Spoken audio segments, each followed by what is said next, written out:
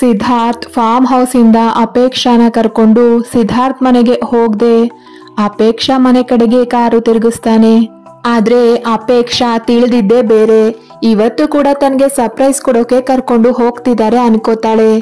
ಆದ್ರೆ ಅಪೇಕ್ಷಾಗೆ ಗೊತ್ತಿಲ್ಲ ಇವತ್ತು ಅವಳ ಬಾಳಿನ ತುಂಬಾ ಕೆಟ್ಟ ಸರ್ಪ್ರೈಸ್ ಆಗಿರುತ್ತೆ ಅಂತ. ಅಪೇಕ್ಷಾ ಮನೆ ಸ್ವಲ್ಪ ದೂರದಲ್ಲಿ ಇರೋವಾಗ್ಲೇ ಮನೆ ಮುಂದೆ ಇದ್ದ ಜನರನ್ನ ಕಂಡ ಅಪೇಕ್ಷಾಗೆ ಆತಂಕ ಶುರುವಾಗಿತ್ತು. ಅವಳು ಸಿದ್ಧಾರ್ಥ್ ಕಡೆ ನೋಡಿದ್ರೆ ಅವನಂತೂ ಏನು ಮಾತಾಡದೆ ಮೌನವಾಗಿ ಕಣ್ಣೀರು ಹಾಕ್ತಿದ್ದಾನೆ. ಅವಳ ಮನೆ ಮುಂದೆ ಜನ ಜೊತೆಗೆ ಸಿದ್ಧಾರ್ಥ್ ಅಳ್ತಿರೋದು ಎಲ್ಲವನ್ನ ನೋಡಿದ ಅಪೇಕ್ಷಾಗೆ ಒಳಗೊಳಗೆ ಆತಂಕ ಶುರುವಾಗಿತ್ತು. ಅಷ್ಟರಲ್ಲಿ ಸಿದ್ಧಾರ್ಥ್ ಕಾರು ಅಪೇಕ್ಷಾ ಮನೆ ಮುಂದೆ ನಿಂತಿತ್ತು. ಸಿದ್ಧಾರ್ಥ್ ಕಡೆ ಒಮ್ಮೆ ನೋಡಿದವಳು ಅವನಿಗಾಗಿ ಕಾಯ್ದೆ ಕಾರ್ನಿಂದ ಇಳಿದು ಸೀದಾ ಮನೆ ಒಳಗಡೆಗೆ ಹೋಗ್ತಾಳೆ. ಸಿದ್ಧಾರ್ಥ್ ಕೂಡ ಬೇಗನೆ ಕಾರ್ನಿಂದ ಇಳಿದು ಅವಳ ಹಿಂದೆಯೇ ಓಡಿದ್ದ. ಮನೆ ಒಳಗಡೆ ಹೋದ ಅಪೇಕ್ಷಾಗೆ ಮನೆ ತುಂಬಾ ಜನ ಕಂಡು ಆತಂಕ ಹೆಚ್ಚಾಗಿತ್ತು. ಅವರ ತಂದೆ ರಮಣ ಅವರ ಫೋಟೋಗೆ ಹಾರ ಹಾಕಿ ಕುಂಕುಮ ಇಟ್ಟಿರೋದು ಕಾಣಿಸುತ್ತೆ. ತಕ್ಷಣ ಅವರ ತಂದೆ ಕಡೆ ನೋಡಿದ ಅಪೇಕ್ಷಾ ನಿಂತಲ್ಲೇ ಕುಸಿದು ಬೀಳೋವಾಗ ಅವಳ ಹಿಂದೆಯೇ ಬಂದ ಸಿದ್ಧಾರ್ಥ್ ಅವಳನ್ನ ಬೀಳದಂತೆ ತನ್ನ ತೋಳುಗಳಿಂದ ಹಿಡಿತಾನೆ.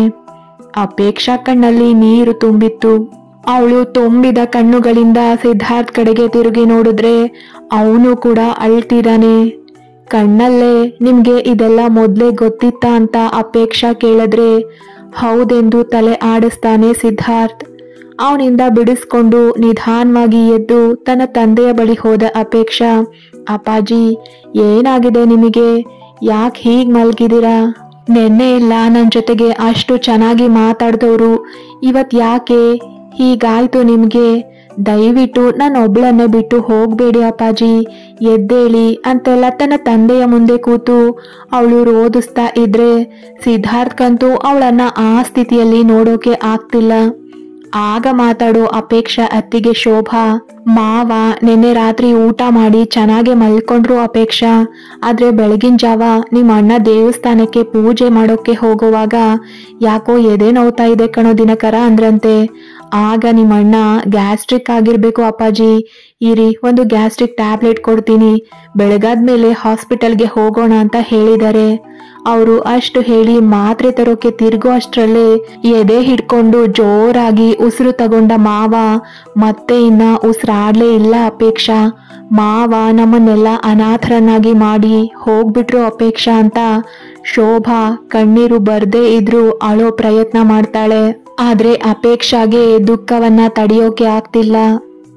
ನೆನ್ನೆ ತಾನೇ ಅಷ್ಟು ಚೆನ್ನಾಗಿ ನಗ್ನಗ್ತಾ ನನ್ನ ಜೊತೆಗೆ ಇದ್ದ ನನ್ನ ತಂದೆ ಇವತ್ತು ಇಲ್ವಲ್ಲ, ಅವರು ಕೂಡ ನನ್ನನ್ನ ಬಿಟ್ಟು ಹೋಗ್ಬಿಟ್ರಲ್ಲ ಅಂತ ಮೌನವಾಗಿ ಅಳ್ತಾ ಇದ್ರೆ ಸಿದ್ಧಾರ್ಥ್ಗಂತೂ ಅವಳ ದುಃಖವನ್ನ ನೋಡೋಕ್ಕೂ ಆಗ್ತಿಲ್ಲ, ಅವಳಿಗೆ ಸಮಾಧಾನವನ್ನು ಮಾಡೋಕ್ಕೂ ಆಗ್ತಿಲ್ಲ, ಏನೊಂದು ಮಾತಾಡ್ಬೇಕು ಅಂತಾನೂ ತಿಳಿತಿಲ್ಲ. ಸಿದ್ಧಾರ್ಥ್ನೆ ನೋಡೋ ಅಪೇಕ್ಷಾಗೆ ಈಗ ಅರ್ಥ ಆಗಿತ್ತು ಯಾಕೆ ಬೆಳಗ್ಗೆಯಿಂದ ಸಿದ್ಧಾರ್ಥ್ ಹಾಗೆ ಸಪ್ಪಿಗೆ ಅಳ್ತಾ ಇದ್ದ ಅನ್ನೋದಕ್ಕೆ ಕಾರಣ. ನನಗೆ ಮೊದಲೇ ವಿಷಯ ತಿಳಿದ್ರೆ ನಾನು ಏನು ತಿನ್ನಲ್ಲ ಅಂತ ನನಗೆ ಏನು ಹೇಳ್ದೆ ತಿಂಡಿ ತಿನ್ನಿಸ್ಕೊಂಡು ಕರ್ಕೊಂಡು ಬಂದಿದ್ದಾರೆ ಅಂತ. ತನ್ನ ತಂದೆ ಮುಖವನ್ನೊಮ್ಮೆ ನೋಡಿ ಸಿದ್ಧಾರ್ಥ್ ಕಡೆಗೊಮ್ಮೆ ನೋಡಿದ್ರೆ ಅವನಂತೂ ಅಪೇಕ್ಷಾಗಿಂತ ಹೆಚ್ಚಾಗಿ ಅಳ್ತಾ ಇದ್ದಾನೆ. ಅವನಿಗೆ ಕೂಡ ರಮಣ ಅವರು ತೀರ್ ಹೋಗಿದ್ದು ಬೇಜಾರಾಗಿದ್ರು ಕೂಡ ಅಪೇಕ್ಷಾ ಹೀಗೆ ಅಳ್ತಿರೋದನ್ನ ಅವನ ಕೈಲಿ ನೋಡೋಕೆ ಆಗ್ತಿಲ್ಲ. ಕೊನೆಗೆ ರೀ ಅಪ್ಪಾಜಿ ಅಂತ ಸಿದ್ಧಾರ್ಥನ ಅಪ್ಪಿ ಅಳ್ತಾಳೆ ಅಪೇಕ್ಷಾ. ತಾನು ಕೂಡ ಅಪೇಕ್ಷಳನ್ನ ಬಳಸೋ ಸಿದ್ಧಾರ್ಥ್, ಅಳ್ಬೇಡ ಅಪೇಕ್ಷಾ ಪ್ಲೀಸ್ ಕಣೆ, ನೀನು ಅಳೋದನ್ನ ನನ್ನ ಕೈಲಿ ನೋಡೋಕೆ ಆಗ್ತಿಲ್ಲ ಕಣಮ್ಮ. ಅಪ್ಪಾಜಿ ನಮ್ಮನ್ನ ದೈಹಿಕವಾಗಿ ಬಿಟ್ಟು ಹೋದ್ರು ಮಾನಸಿಕವಾಗಿ ನಮ್ಮ ಜೊತೆಗೆ ಇರ್ತಾರೆ, ದಯವಿಟ್ಟು ನೀನು ಅಳ್ಬೇಡ ಅಪೇಕ್ಷಾ ಅಂತ ತನಗೆ ತೋಚಿದ ಹಾಗೆ ಸಮಾಧಾನ ಮಾಡ್ತಾನೆ ಸಿದ್ಧಾರ್ಥ್. ಅಷ್ಟರಲ್ಲಿ ಸಿದ್ಧಾರ್ಥ್ ಕುಟುಂಬದಿಂದ ಮೋಹನ್, ಮೇನಕಾ ಹಾಗೆ ಸೀತಾಲಕ್ಷ್ಮಿ ಅವರು ಕೂಡ ಅಪೇಕ್ಷಾ ಮನೆಗೆ ಬರ್ತಾರೆ. ಮೋಹನ್ ಅವರು ಒಂದು ಹಾರವನ್ನ ರಮಣ ಅವರಿಗೆ ಹಾಕಿ ಅಪೇಕ್ಷಾ ತಲೆಯನ್ನ ನೇವರಿಸಿ ಅಳ್ಬೇಡ ಮಗಳೇ ಅಂತ ಸಮಾಧಾನ ಮಾಡಿದ್ರೆ ಸೀತಾಲಕ್ಷ್ಮಿ ಅವರು ಕೂಡ ಅಳ್ಬೇಡ ಕಂದ, ನಿಮ್ ತಂದೆ ಖುಷಿಯಾಗಿ ಹೋಗಿದ್ದಾರೆ, ಅವರನ್ನ ಖುಷಿಯಾಗಿ ಕಳಿಸ್ಕೊಡ್ಬೇಕು ಅಂತ ಸಮಾಧಾನ ಮಾಡ್ತಾರೆ. ಅವರೆಲ್ಲ ಅಷ್ಟು ಮಾತಾಡಿದ್ಮೇಲೆ ಇನ್ನು ಮೇನಕಾ ಸುಮ್ಮನೆ ಇರೋಕೆ ಸಾಧ್ಯವಾ? ಮೇನಕಾ ಕೂಡ ಅಳ್ಬೇಡ ಅಪೇಕ್ಷಾ, ಅವ್ರವ್ರ ಸರ್ದಿ ಬಂದಾಗ ಎಲ್ರೂ ಹೋಗ್ಲೇಬೇಕು. ಯಾರು ಶಾಶ್ವತ ಅಲ್ಲ. ಸಮಾಧಾನ ಮಾಡ್ಕೊ ಅಂತ ಒಂದೆರಡು ಸಮಾಧಾನದ ಮಾತುಗಳನ್ನಾಡಿ ಮೋಹನ್ ಪಕ್ಕದಲ್ಲಿ ಹೋಗಿ ನಿಲ್ತಾಳೆ. ಅಪೇಕ್ಷಾ ಇನ್ನು ಸಿದ್ಧಾರ್ಥ್ನನ್ನೇ ಅಪ್ಪಿ ಅಳೋವಾಗ ರಮಣ ಅವರ ಸ್ನೇಹಿತರೊಬ್ರು, ಅಳ್ಬೇಡ ಕಣಮ್ಮ, ನಿಮ್ ತಂದೆ ನನ್ನ ಹತ್ರ ನಿನ್ನೆ ಎಲ್ಲ ನಿನ್ನ ಬಗ್ಗೆನೇ ಮಾತಾಡ್ತಾ ಇದ್ದ.